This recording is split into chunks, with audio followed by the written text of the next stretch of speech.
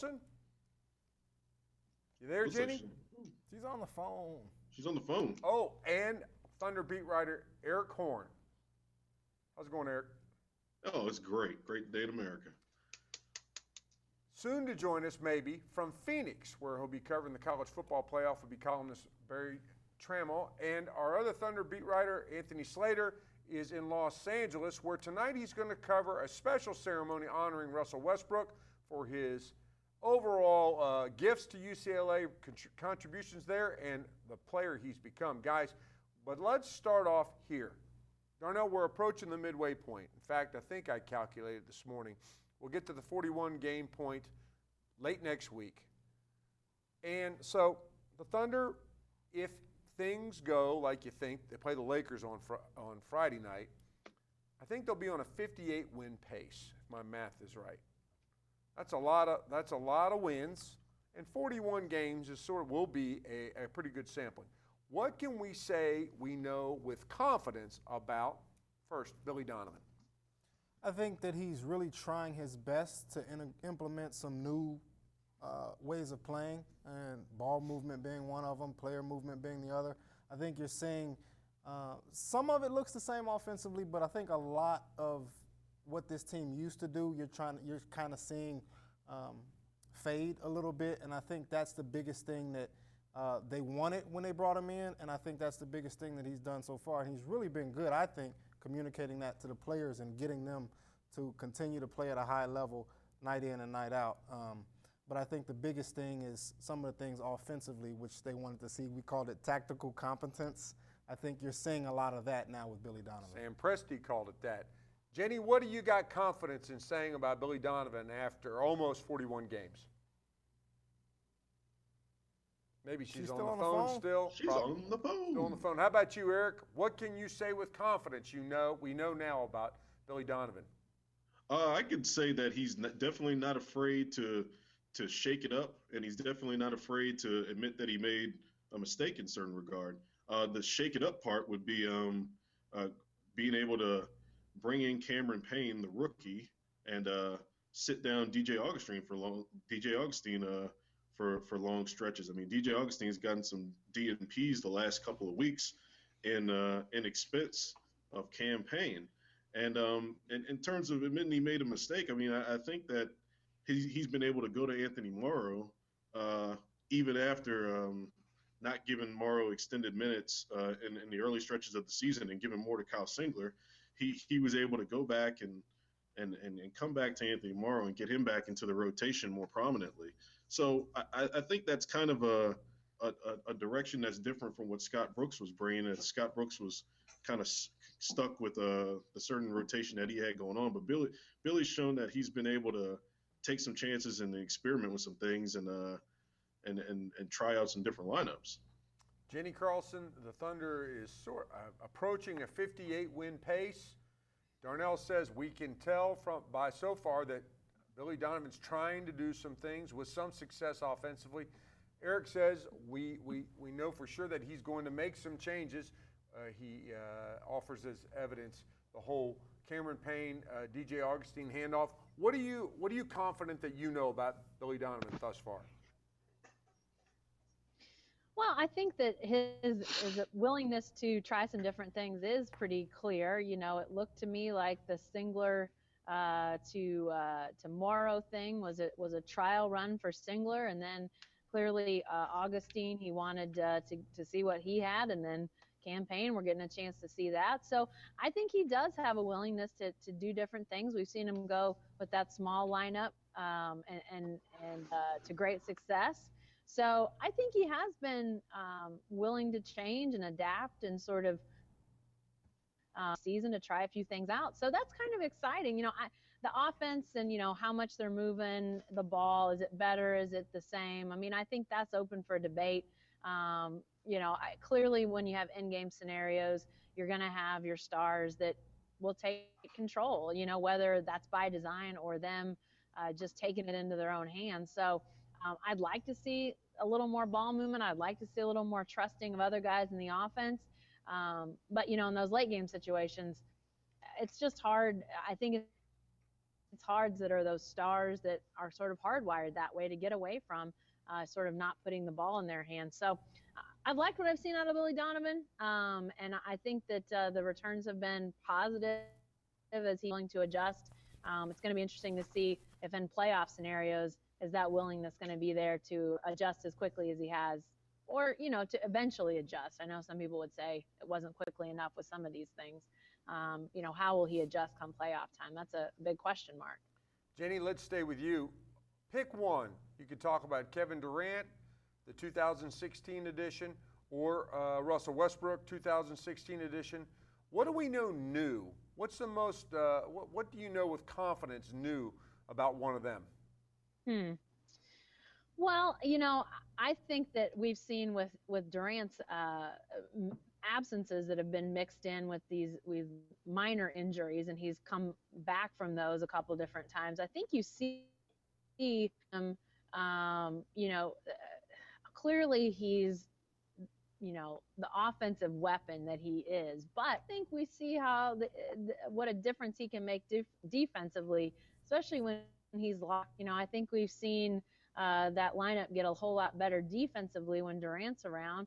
Now, whether that means, maybe that's a product of both ends, him being pretty good defensively, him holding guys accountable, but maybe it's also on the offensive end, guys aren't called upon quite so seriously or, with as much consistency when Durant's in the lineup. So, I think he does help defensively in ways that are probably unappreciated. And, I don't know if that's new, but I think we've probably maybe seen that a little bit more throughout this season. Darnell, what do we know new about Durant or Westbrook or both? I'm going to piggyback on what Jenny said, and it might not be new, but it is consistent. It's Durant's defense. It's more consistent than it's ever been, I think, and it's versatile. The versatility he's bringing defensively is really impressive. He's guarding power forwards in the post. He's guarding wing players. He's able to switch and guard multiple positions, and I think that's really helped this Thunder team defensively. And when he's not there, you clearly see it impacting this team for the worst, and I think that's the biggest thing that I've noticed out of him making the jump from last year to this year is his consistency on defense. Blocking shots, getting rebounds, guarding bigs. How about you, Eric? What do we know different about the dynamic duo, or one of them anyway? Well, I think something that we might not have known about Russell Westbrook that is looking to be true this year is that he's actually a really good shooter inside the three-point line. He's shooting 45% from the field, but he's shooting 29% from three. I mean, you do the quick math on that, and he's shooting probably close to 50% or above 50% from two-point range. He's turned into one of the better mid-range shooters in the league, and I mean, the thing that's holding him back really in terms of field goal percentage is he's taking 4.3 threes a game, and he's making a little bit over one. I mean, 1 out of 4, that's killing his percentages. So we might not have known that Russell Westbrook's really a good shooter when he's taking the shots that he needs to be taking. Eric, staying with you, blending a couple topics again on this question. What can you say with the greatest amount of confidence about the Thunder's title hopes or its biggest problem? I'll say with the greatest amount of confidence about their title hopes that right now they look like they're the 4th best team in the league in terms of title hopes. Golden State's obviously your number 1. San Antonio's your number 2. I would say Cleveland's your number 3, and then the Thunder I can say with confidence are number 4. And to kind of tie into the other question with confidence, I'd say it's because of their defense. They haven't played consistent enough defense over the course of the season for them to be up around Golden State and San Antonio or Cleveland in terms of being in the top 3 for title contenders. Now, it's saying something that they've still been good enough to be ranked right below those teams in terms of teams that are vying for a championship. But I think that Golden State and San Antonio are clearly playing on another level than the Thunder right now. And based on the head-to-head matchup this year, I'd give Cleveland the edge over them for the 3rd best team in the league. Jenny, how about you? Thunder title hopes or its biggest weakness? What's your strongest confidence statement about one of those? I think the thing that has come to mind for me with title hopes is that it sure looks like whoever the Thunder and probably the other top 3 teams in the West play in the first round of the playoffs, there's a real good chance that that's not going to be an opponent that's to the level that we've seen those first round opponents be in past years in the West. I think we talked about this earlier in the year, and I wasn't convinced of it yet that the West was down, but I think we're really starting to see that come to fruition. You know, a team we saw in here last night in the Grizzlies as a 6th seed coming into that game last night, which would mean they would be the Thunder opponent in the first round of the playoffs if the playoffs started today. There's clearly a huge drop-off from where we've seen 5, 6, 7, 8 seeds in the West be in the past.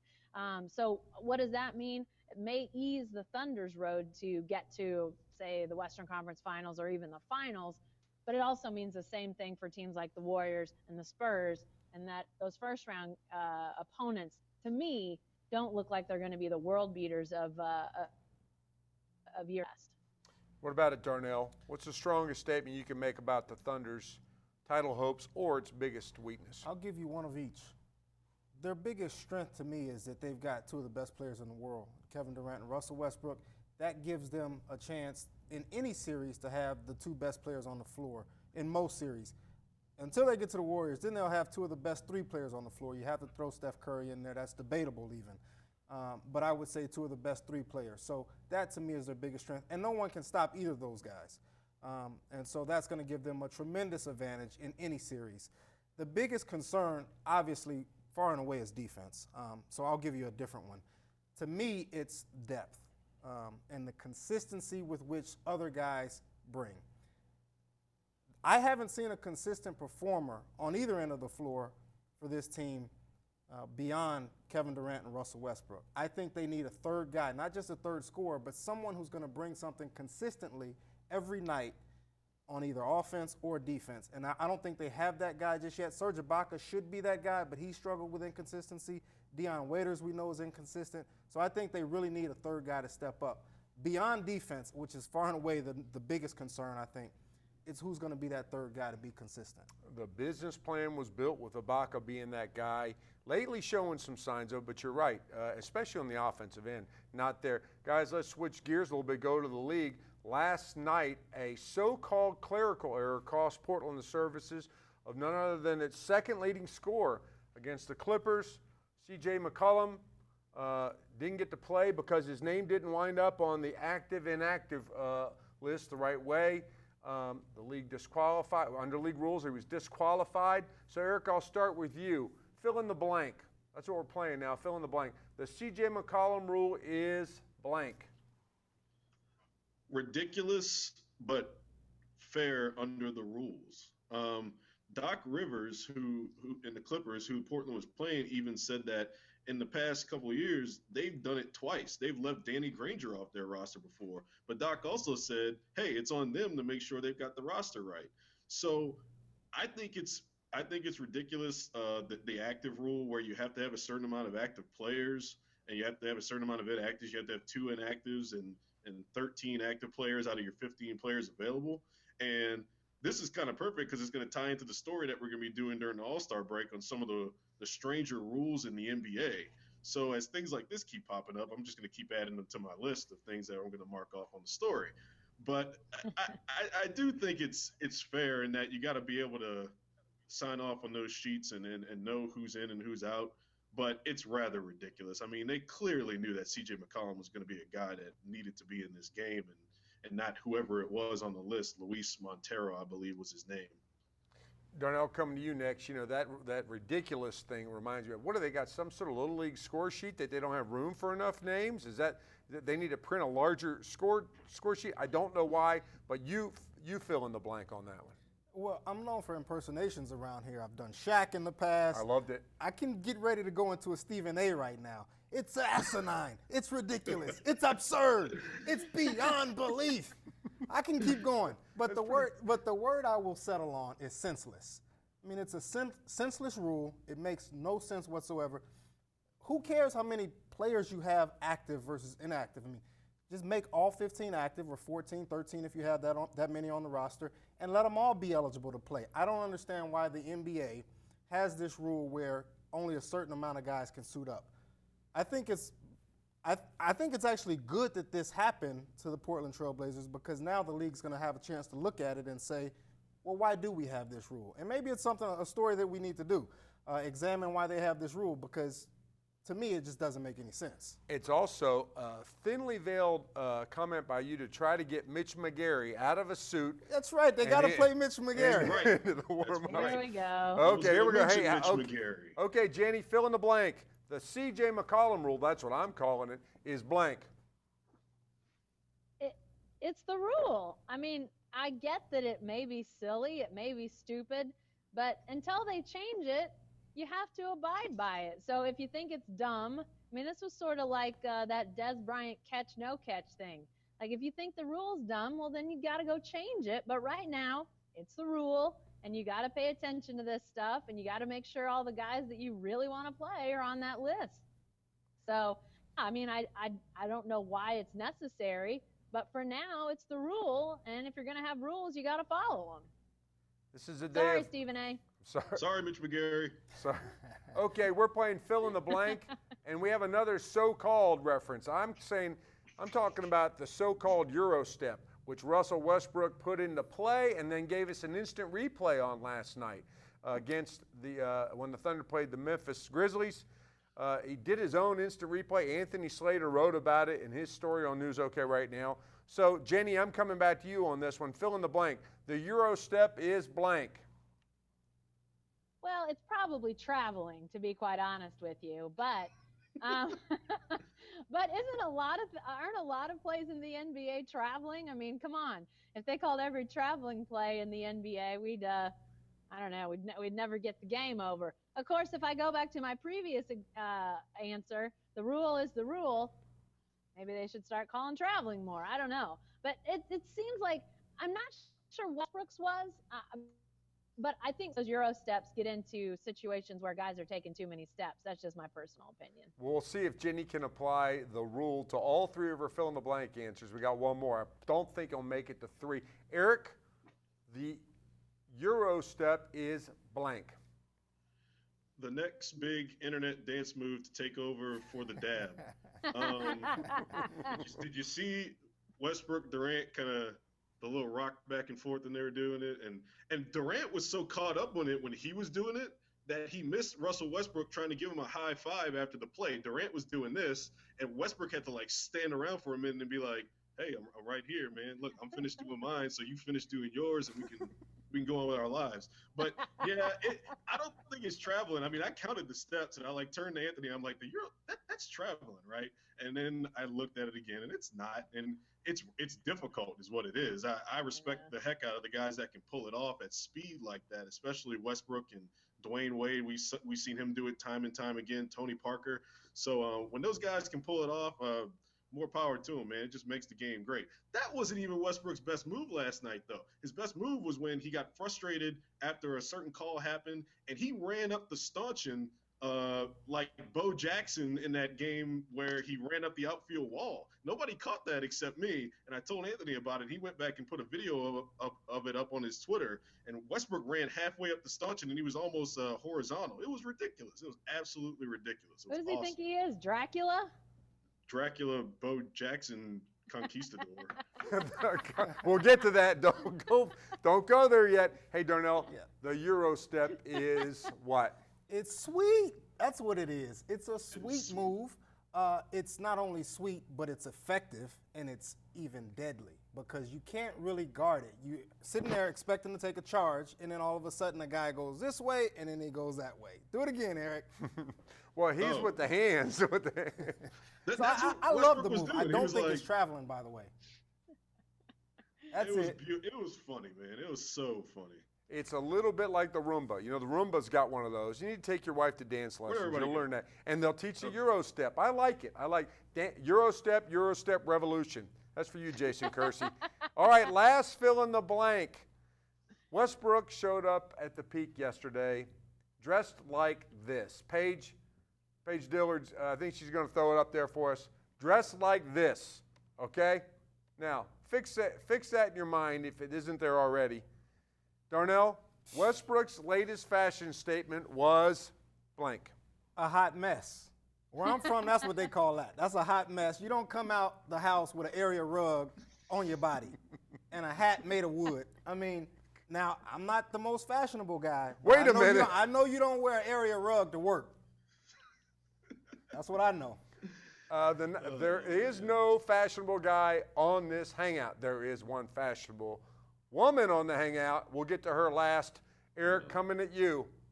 Westbrook's latest fashion statement was? It was too easy for his teammates to crack on. They were loving it after the game. Durant, and Deion Waiters they were going back and forth on him. Durant called him Django. He said he was Django. They were going, but Durant called him a conquistador. It was like open. It was like open mic night or something. Durant was just going off, and then Westbrook on the way out of the locker room said he's got his horse outside. Westbrook was having fun with himself, and even on the court after the game, where all the families are having fun, they were. Jeff Green was out there ribbing on him. Royal Ivy said he looked like one of the three amigos, I think, something like that. But I mean, Eric, you could have done a quotable just on what they said about Russell Westbrook. I could have. Exactly. I held back a little bit, to be honest. I may even put some more of those in the journal for tomorrow. I've got a couple of things in there, but I thought it was Westbrook being Westbrook, and Durant really was at a loss for words. He said it was like the Wild Wild West, but after that, he just really didn't have anything to say. He was just like, "That's a Russell Westbrook." So it was cool to see. You know, I always think it's funny whenever Russell breaks out the interesting outfits, and I don't have a problem with it. It's fun for us to cover. So Jenny I think it's Darnell, great. I'm going to take you back. This is the most fun anybody's had with one of the players' outfits since Tyrus Thomas showed up with the Hornets wearing his own LSU jersey. Like people wear people's jerseys. And then it's the most fun anybody had since Westbrook showed up that time, his rookie season, wearing his G.I. Joe shirt, and Desmond Mason, as Westbrook was coming out, saluted him. And it sounds like Russ has learned to have some fun with it now that he didn't then. He's got a bigger fashion sense. But Jenny, you can be the last word on this because you actually do have some fashion sense, which nobody on the dais, nobody in the department except you can say. Westbrook's latest fashion statement was? Oh, geez. I don't think I had a clear picture of what he was wearing until we found the link today. And I frankly would not be surprised to see some Nichols Hills woman wearing that cape. Oh. So I'm sorry, Russell. I mean, I get that you push the fashion bounds, but just that was a little out there. You can buy one of these for yourself, folks.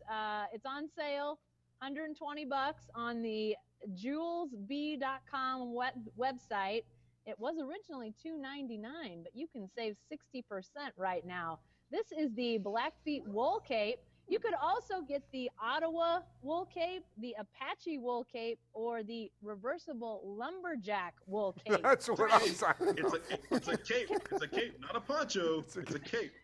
Can I just say that if we could get Russell back in this outfit and then get Durant in like the Apache wool cape and, I don't know, Ibaka in the Ottawa wool cape, I mean, that would be outstanding. What's your word, Jenny? You never said your word.